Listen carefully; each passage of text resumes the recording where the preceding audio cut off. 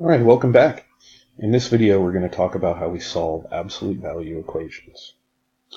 So the whole thing when we solve absolute value equations, we can't solve them as long as the absolute value symbols are still there. It's just a little too difficult for us to handle that way.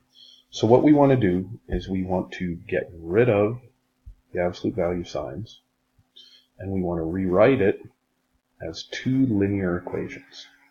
Now, why do we do that? We'll stop here and we will consider the equation absolute value of x equals 5. Now realize that there are two values that we can substitute in here for x and get a true statement. We know that the absolute value of 5 equals 5, and we also know that the absolute value of negative 5 equals 5. And so there are two choices that we can have here. And so what we need to do in order to solve any of these equations is we need to take what's inside of the absolute value, and we need to set it equal to this 5 here. And we also need to set it equal to the opposite of 5. And so we will split any absolute value equation into two equations like that. And that will tell us both of the solutions, both of the possible solutions to that absolute value equation. Now, something that we'll see a little bit later on is this only works if this is a positive value here. And we'll see later on what happens when this is a negative value. So let's look at a few examples of solving absolute value equations. We start with the absolute value equation, absolute value of 3x minus 5 equals 9. So what's inside the absolute value symbol can be equal to two different things. It could be equal to 9, because then we have absolute value of 9 equals 9. Or it could be equal to negative 9, because then we have absolute value of negative 9 equals 9. Okay, so all we're doing is we're setting the 3x minus 5 equal to these two different things that, if they were inside the absolute value, would make that a true statement. And now we're just going to go ahead and solve each of these linear equations individually. We'll add 5 to both sides, divide both sides by 3.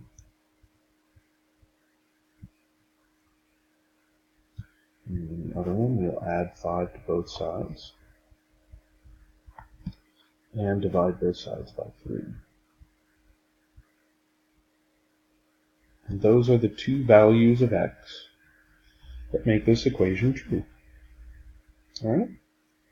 Let's look at example B here. We're going to do the same thing. We're going to take what's inside the absolute value signs, and there are two possibilities. That could be equal to positive 8, because then we've got the absolute value of 8 equals 8, or it could be equal to negative 8. Then we've got the absolute value of negative 8 equals 8. And now we're going to solve each of those equations. We'll subtract 6 from both sides, divide both sides by negative 2. And in the other equation, we'll subtract 6 from both sides and divide both sides by negative 2. And we get our two x values that make that equation true.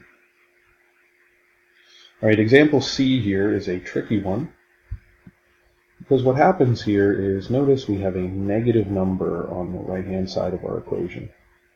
The thing is, when we do that, it's not possible for us to take the absolute value of anything and have it be equal to a negative number.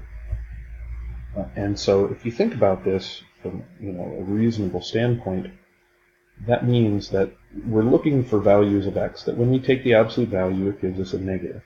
No such values exist. So if we ever run into an absolute value equation like this one, we should know right away that it has no solutions. Alright, on to some slightly more complicated absolute value equation problems. In these, our whole concept here is that we split the absolute value equation into two linear equations. Well, before we do that, we need to make sure we isolate the absolute value on one side of the equation. So notice, in both of these, the absolute value symbols are not by themselves on one side of the equation. We need to get them by themselves before we split it into two equations. So in example A here, we're just going to add 4 to both sides to get rid of this minus 4. Now we have the absolute value symbols by themselves, and now we can split it into two equations. 2x minus 5 could be equal to 11, or 2x minus 5 could be equal to negative 11. And now we can solve those from there. Add 5 to both sides, divide both sides by 2, add 5 to both sides, divide both sides by 2. And now our solutions. Same thing in part B, a little bit more to do.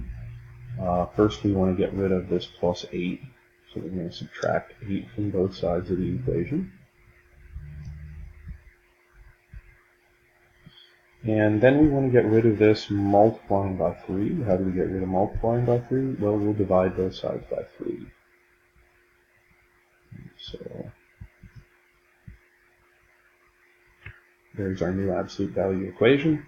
And now we'll split it into two linear equations. 5x minus 1 could be equal to 5. Or it could be equal to negative 5. And we'll solve both of those equations. Add 1 to both sides. Divide both sides by 5. Add 1 to both sides.